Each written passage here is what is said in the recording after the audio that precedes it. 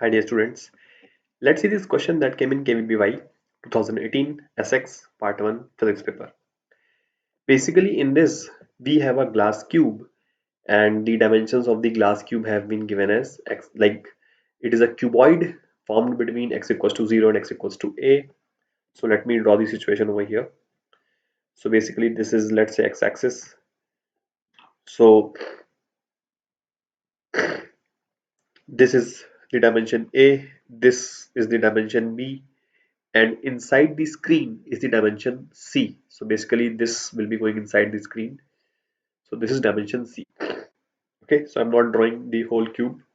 It will make the figure cluttered. So but this is dimension C. Okay,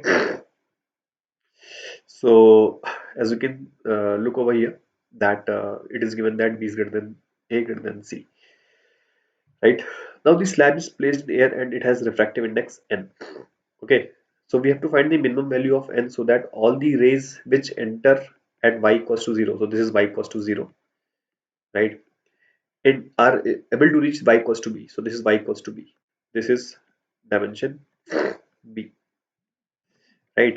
So we can say that any ray which enters over here must be able to reach over here. Okay, now if you think carefully, let me show you an instance. Suppose a light ray enters at an angle I, so this will bend at an angle r, this angle will be r, and hence this angle will be 90 minus r, right. So we would ideally want TIR to happen at this phase.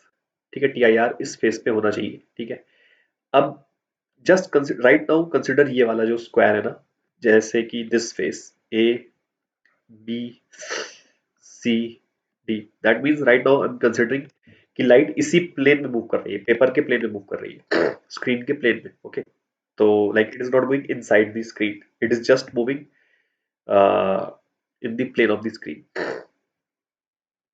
तो now we should ideally want that TIR यहाँ पे हो जाए.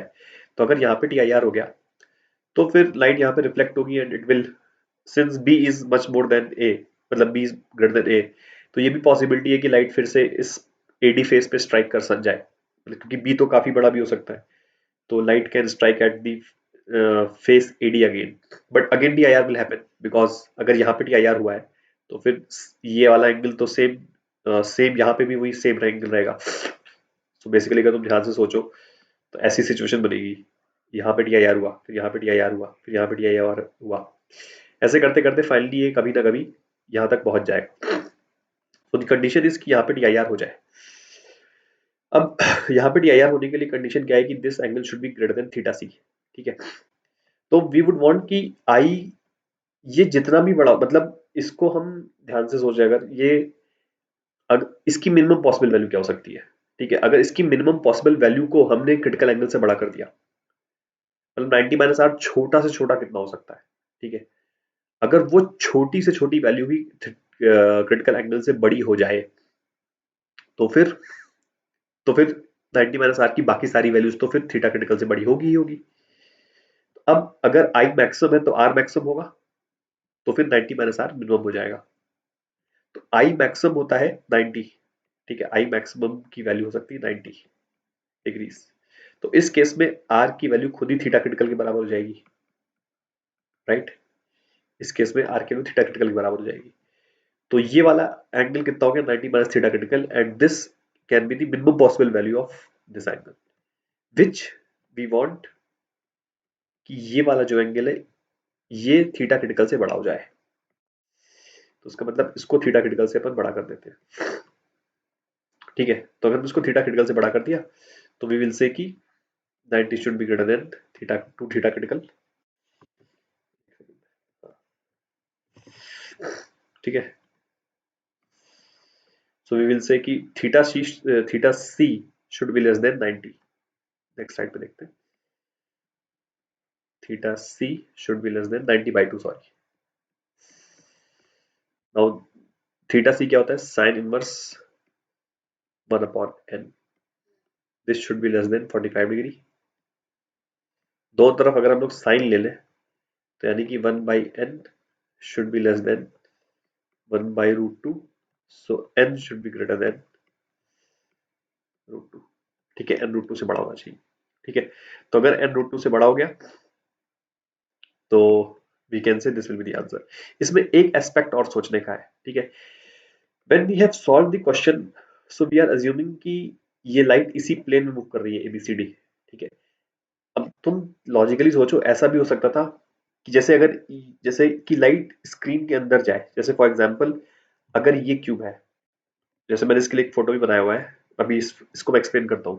जैसे मान लो कि cube, ये cube है। ठीक है, मतलब ये बॉटम वाला फेस है ना। जैसे कि what I am trying to say कि अगर लाइट इस प्लेन में आएगी तब तो फिर इसी प्लेन में मूव करेगी। बट अगर ये लाइट अंदर जा रही है, मतलब स्क्रीन प्लेन के अंदर जा रही है, ठीक है, तो फिर ये लाइट इस साइड पे ना हिट करके इस फेस पे कहीं पे हिट करेगी। ये वाला जो फेस होगा ना, I hope you are able to understand कि ये फेस पे कहीं पे जाके हिट करेगी, यहाँ पे कहीं पे हिट करेगी।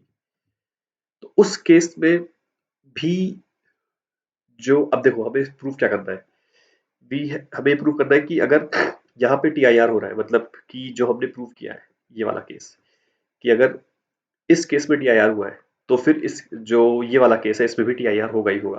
ठीक है, ध्यान से सोचो। देखो ये थोड़ा विजुलाइज करने वाला गेम है, ध्यान से सोचना। ठीक है, सपोज क्यूब कैसा है, suppose this is the cube. ठीक है, मैं तुम्हें एक चीज दिखाता हूँ। ठीक है, ऐसा क्यूब है। ठीक है, ये फेस बाहर की तरफ है, ये फेस एकदम स्क्रीन के, मतलब ये हमारी तरफ वाला फेस है। This is the face which is outside.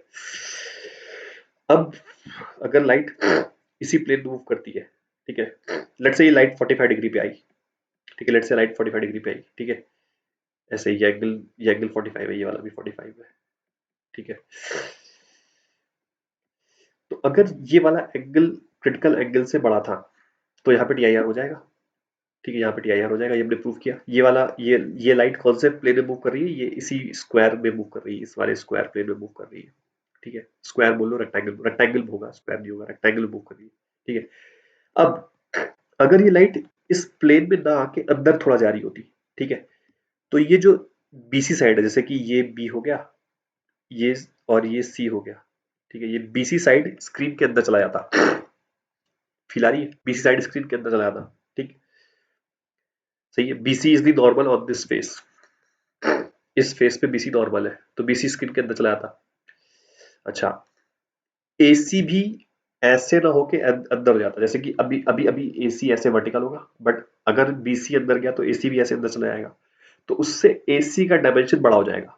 जो करंट AC है उससे AC का डायमेंशन बड़ा हो जाएगा, बट BC का डायमेंशन वही रहेगा। BC का डायमेंशन चेंज नहीं होगा, बट AC का डायमेंशन बड़ा हो जाएगा।